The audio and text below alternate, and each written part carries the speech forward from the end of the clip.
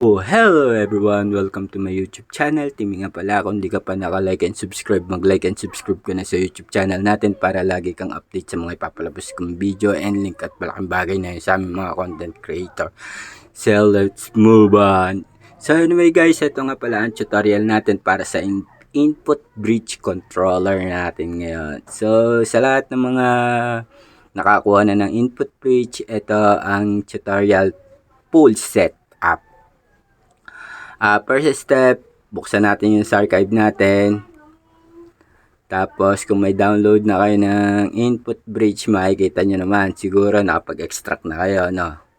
Okay, ayan na input bridge natin. Tapos, second step natin, ito, yung input bridge icon or apps. Ayan. So, second step natin, open natin yung icon manager, syempre. Ayan. Tapos install.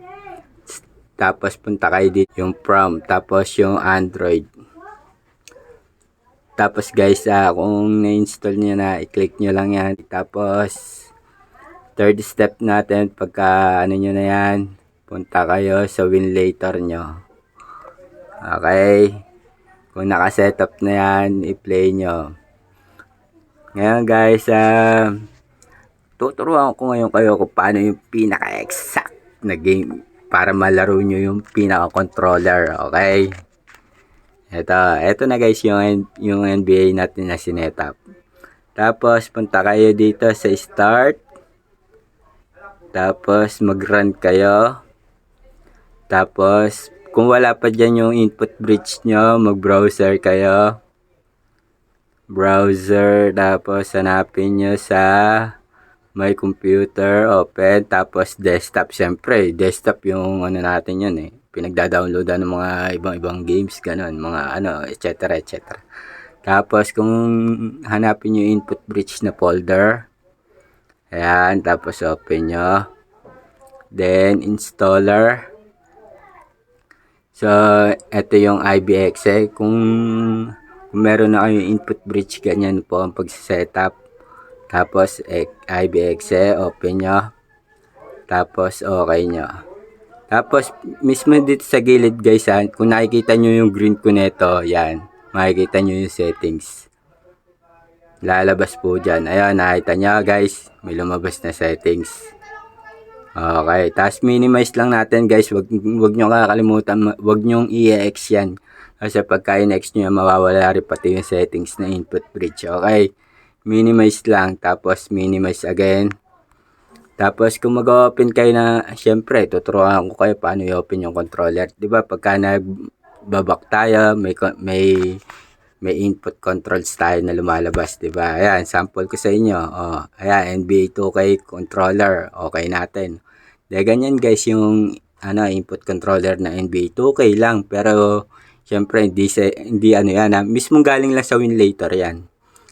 Tapos kung gusto niyo yung palitan, syempre may mga pagpipilian kayo. Controller ba o input bridge? Pwede niyo naman i-turn off, i-disable yan. Ayan. Tapos okay niyo lang. O ayan, mawawala siya. Tapos open niyo yung settings dito. Yung pinaka-settings nakikita niyo naman siguro sa kulay green. Hindi ayan. Makikita niyo, ayan yung setup. Okay guys, nakikita niyo naman. Naka-setup, di ba? Nakikita nyo siguro naman paano nakasetup. Nakasetup pala. Okay guys. So, remind ko lang sa inyo na hindi po sa akin to ha. Hindi po sa akin yung input bridge. Kumbaga, kinuha lang natin at ibabahagi ko lang sa inyo.